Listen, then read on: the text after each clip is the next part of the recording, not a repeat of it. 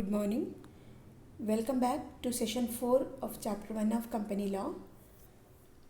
In the last two sessions, we have been discussed the topic of lifting up of corporate veil from two aspects, judicial discretion and statutory provisions. So now we have reached to the last topic of lifting up of corporate veil, that is refusal to the lift of corporate veil. In judicial discretion, we have sufficiently studied, and the gist says that the court comes in between corporate units and shareholders, and court plays a dominant role in lifting the corporate veil.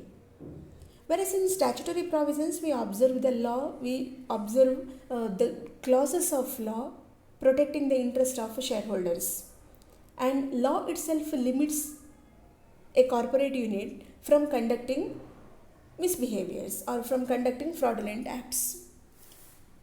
Here in the last topic, we are studying the situations. There are three situations in which the government may refuse to lift up the corporate veil. Means the person is obliged to lift up the corporate veil may lag behind to do it. Let's see why. First one, protection of revenue. Here, income tax is the main source of central government, and corporate tax too is the main source. Both individuals and companies have to pay tax.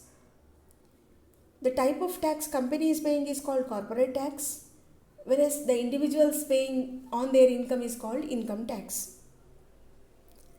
Some of the companies, for the purpose of evading tax burden, establish fake companies, establish fake subsidiaries, either subsidiaries or they may acquire some other fake companies. They may show that their turnover is below the tax limit. They are not falling into tax brackets. So, if the companies have got established for the purpose of evading tax, say for example property tax, okay, or income tax, etc., whatever may be the tax, if the corporate units got established for the purpose of evading tax, then corporate veil of such corporates will not be lifted. If you lift the corporate veil, what happens? The separate legal entity, the lifting up of corporate veil means separate legal entity feature of a company is questioning. We are questioning the separate legal entity and cancelling the special privilege of having separate legal entity by the corporates. So when you cancel the separate legal entity, you are treating the company equal to the position of shareholders. So company will not gain any separate privilege or separate legal entity. Therefore here, if you cancel that separate entity, they will be treated as equal as the shareholders. So in this case, the company will not be obliged to pay the tax. So as not to provide for evading tax, the government will not lift up the corporate veil. When there is separate legal entity for companies, then only they will pay tax. Both the members of the company as well as the company pay tax. Okay, therefore, so as to provide for paying tax by corporations, corporate entity will not be disturbed. Second one, national interest. Here, from the point of view of national interest also, corporate entity will not be disturbed. Corporate privilege will not be questioned.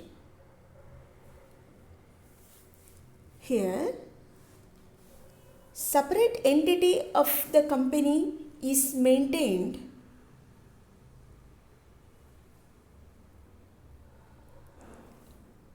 for the purpose of protecting the interest of national policy. See, if lifting up of corporate veil itself appears as against to the national policy, for protecting the interest of national policy, corporate entity will not be questioned, and it will be left free, the corporate entities enjoying with their separate legal entity, and it will not be questioned. Next one, government companies. Government companies are those companies where government stake we can find more than 50%. It may be central government or state government, or the shares may be held by both of them. In case of such companies where almost all the shares are held by the government, the court may generally refuse to lift up the corporate veil. And the government leaves those companies which necessitate the lifting up of corporate veil. And the company is treated as a separate legal entity by the government and not as a part of government itself. Okay, if it is a government company, then it is not treated as a part of government, instead it is treated as a separate legal entity. So these are the three exclusive conditions where corporate entity is, separate legal entity is not questioned, or corporate veil will not be lifted. By this I put an end to lifting up of corporate veil. Let's move on to the case laws in chapter 1. See, there are different case laws. While giving the features itself in front of respective features, I have mentioned the case laws, right? So now we are going to elaborate the case laws. While writing the answer in the examination also, in front of respective features, the respective case laws are to be mentioned. So unless it is asked you to describe the case laws, you need not describe, and just mentioning the case law is enough. Sometimes what happens, for either for section B or sometimes in section C also, it will be asked you to expand the case laws, particular case laws.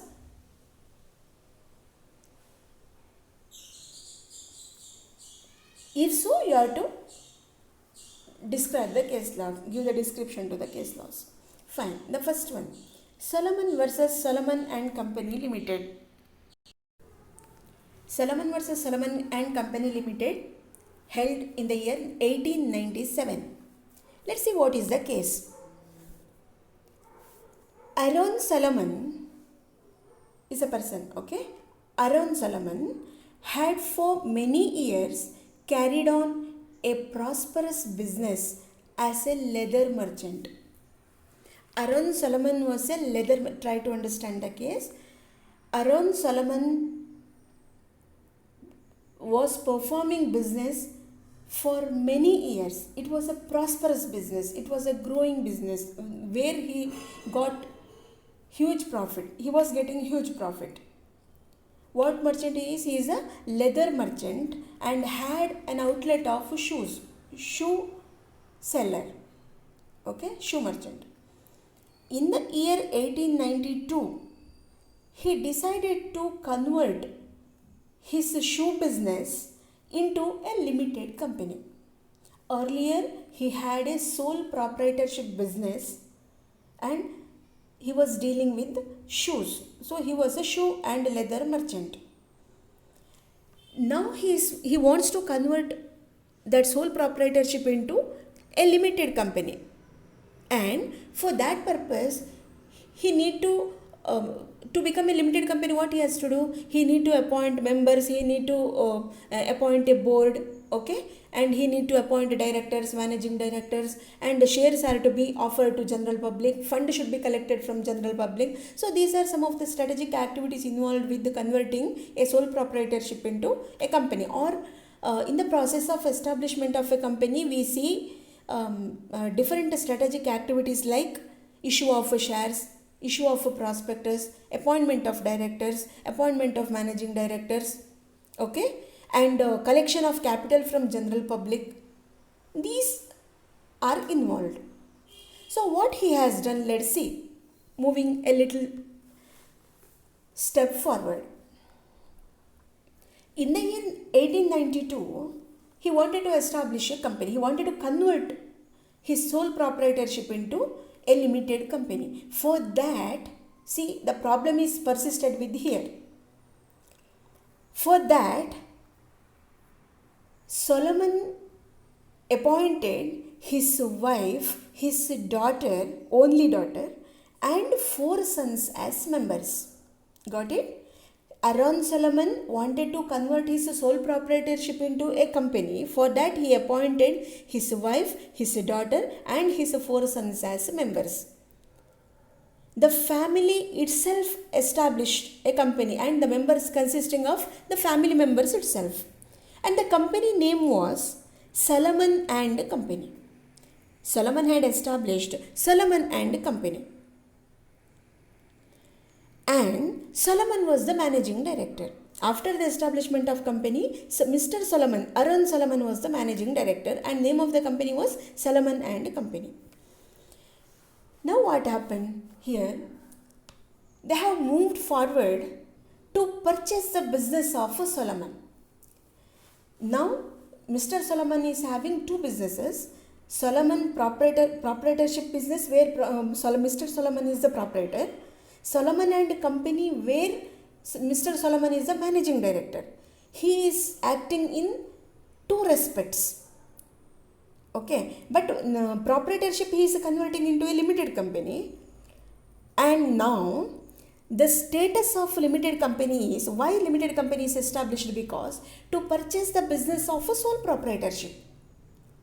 Mr. Solomon, as a managing director, is purchasing the sole proprietorship business of Aaron Solomon.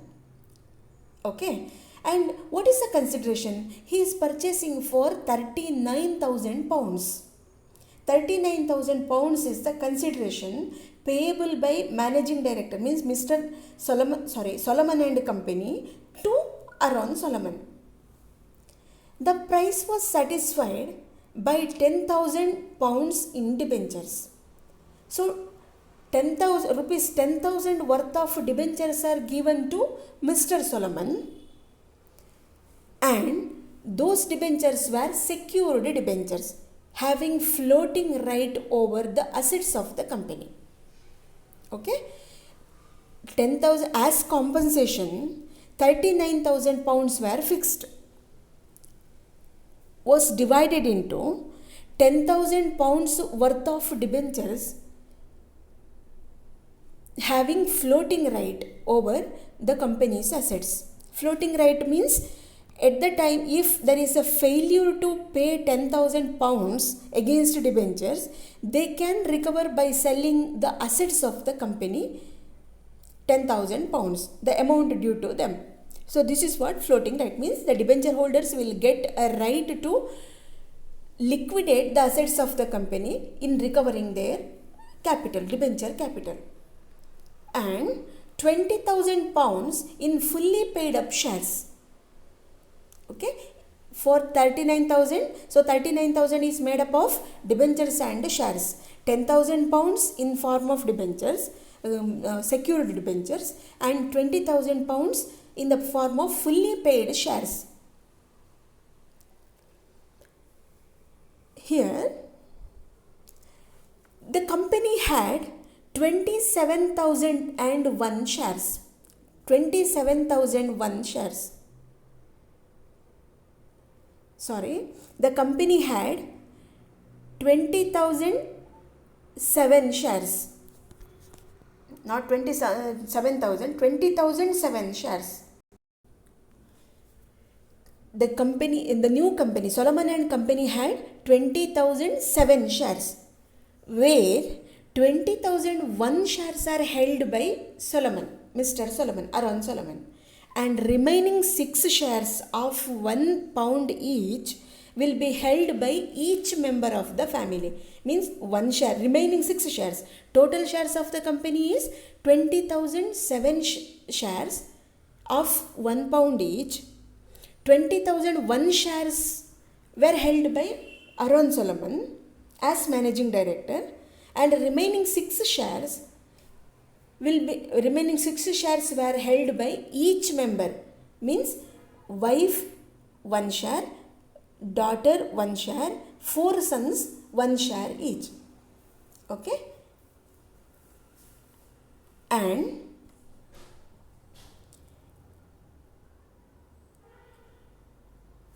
what happened here is 2 sons were appointed as the directors in the board.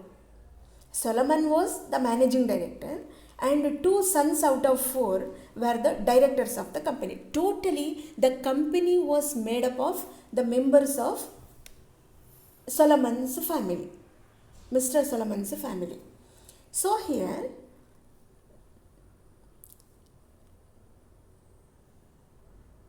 $9,000 debentures. Here 39,000 is the total value of the company, and 10,000 debentures were given to Mr. Solomon. Means the value of proprietorship business is 39,000. So 10,000 debentures are issued to Mr. Solomon and 20,000 shares, and remaining 7,000 debentures were issued to third parties. Okay, total 7,000 debentures issued to third party, and those were unsecured debentures. Mind it, those were unsecured debentures. Means when the company fails to make payments against debentures, they will never get a chance to have a charge right on the assets of the company. If the company pays amounts to them only, they can get back their amount. Otherwise, they won't get the amount back. That's why they are called unsecured debentures. The business went on. The company was fairly performing good for a reasonable time period. Later, within 6 months from the establishment of company started earning loss. Company started running under loss. And one fine day, it decided to go for liquidation. Company was about to liquidate its business. The problem arose at the time of liquidation. So, at the time of liquidation, the payment should be made to secured debentures. Unsecured debentures means unsecured creditors, and everything should be paid off. The third parties should be paid off in full. First, and you might have known a fact that while preparing liquidator's final statement of affairs, the company's all assets are realized. The amount so obtained out of realization is used to pay off secured debentures first, secured creditors first. So, who is a secured creditor here? The same thing happened here also. Mr. Solomon was a secured creditor, and out of the total realized value of assets came to £6,000 only. Liabilities were debentures £10,000 and unsecured debts were £7,000. So, total amount to be paid off to third parties needed to be rupees £17,000, but the amount available for payoff is £6,000 only. So all the parties will not be paid off. And first, who will be paid off first? The question arises. As I said just now, secured debentures will be paid off.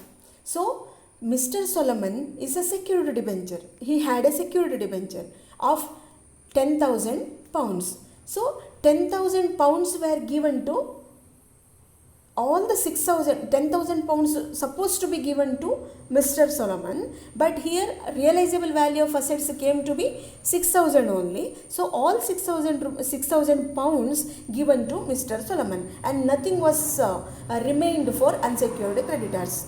Okay, nothing was remained to unsecured creditors. Here, at the time of liquidation, liquidator sued against Mr. Solomon, saying that Mr. Solomon and Solomon and Company was one and same.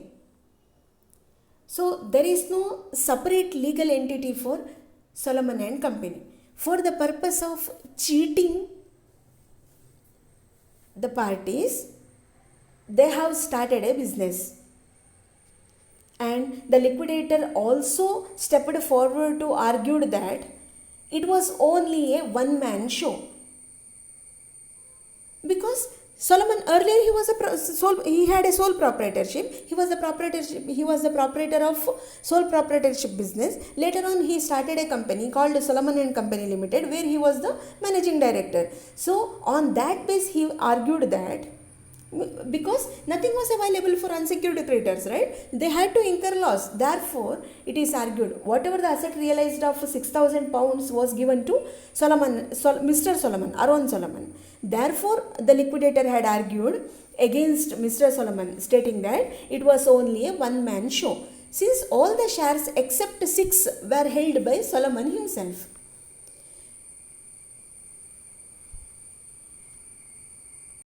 The vast holding of shares made the Solomon absolute master. He was the person to control the business, and the business was solely conducted for and by him, and the company was mere sham or fraud. The company is mere pretending as a company for the purpose of a fraud, or in other words to say, the company was established for the purpose of making fraud. What was the judgment? Let us see. House of Lords, the judge denied the case, cancelled the case, and stood to the favor of Mr. Solomon, saying that two legal requirements are to be complied with regard to the establishment of a company. One is, in memorandum of association, clearly the person who is going to incorporate a company must mention who is the managing director and who is who. Means the persons who are decorating the position of directors and members of the company. So Mr. Solomon has complied with the first requirement, that is, he mentioned about the managing director, that is Mr. Solomon himself, and the directors, his two sons were the directors of the company, and the members, his wife and his daughter, and remaining two sons were the members of the company. So regardless of the persons who are decorating the positions, of course he had mentioned it clearly that who is who. So the first legal compliance is successfully completed by Mr. Solomon. And the second compliance is, he is complied with the second requirement, that after the law says that after the establishment of a company, whether he had owned a sole proprietorship or not, this matter is secondary. It is not at all related to a company, and there is no legal rule that the person who is owning a sole proprietorship earlier cannot start up a company and go ahead to expand his business by way of establishing a company. He can do so. He is permitted to do so. Therefore, here it is not at all a matter to question that a person who was owning sole proprietorship earlier is now starting up a company, having or appointing his own family members as the members of the company. And it is very important for the company that one of the features best explains that a separate legal entity of a company is very important and it must be peeped into at the time of giving judgment. Means, according to the law of a separate legal entity, corporate enjoys with a separate personality and members will be different. So, whatever the amount he has taken out of the sale proceeds is correct because all the members of that company are different from the company. Means Solomon and company is different, his family members are different. After the establishment of Solomon and company will enjoy with its own rights and duties. And Solomon and his family members will be different. Therefore, here the court of law, House of Lords, was rightly remarked that there is no mistake in the acts of Mr. Solomon in starting up of Solomon and company, because he had complied with two legal requirements in starting up of a company, and the act further provided that no subscriber shall take less than one share. There is also a rule that no subscriber shall take less than one share, and that law is also complied with by Mr. Solomon. Means each member of the family got one share. So since here 7 actual living persons who held the shares in the company, okay, all the 7 persons, living persons, held the shares of that company, it was never doubted. Since the company fulfilled all the requirements of the act, the court held that the company had been validly formed and was a real company. Means, what are the requirements? What are the legal requirements? Judge or House of Justice or House of Lords given the judgment on the basis that he had complied with the 3 important legal requirements. One is, in Memorandum of Association, he had mentioned the members, managing directors and directors of the company, managing directors and members of the company. And second one is, there is a rule that no subscriber shall take less than one share. Here all the subscribers for shares is the members of the company, and each subscriber, each member of the company got one share each. So second law is also passed, second legal requirement is also passed, and third one is the important feature of the company says that after its establishment, the company will be different from its members, and hence Solomon and company will be different from the members of the Solomon's family, and regardless of the person, either family members or the third parties, regardless of the parties involved with the establishment of company gets a separate legal entity. So all the 3 legal requirements are complied with by Mr. Solomon. Therefore, here the company is a valid company and real company and formed in a legal way. So this is the case law of Solomon and Solomon Company Limited. Judgment was held in the year 1897, and it is very important from examination point of view. Hope you understood. Thank you.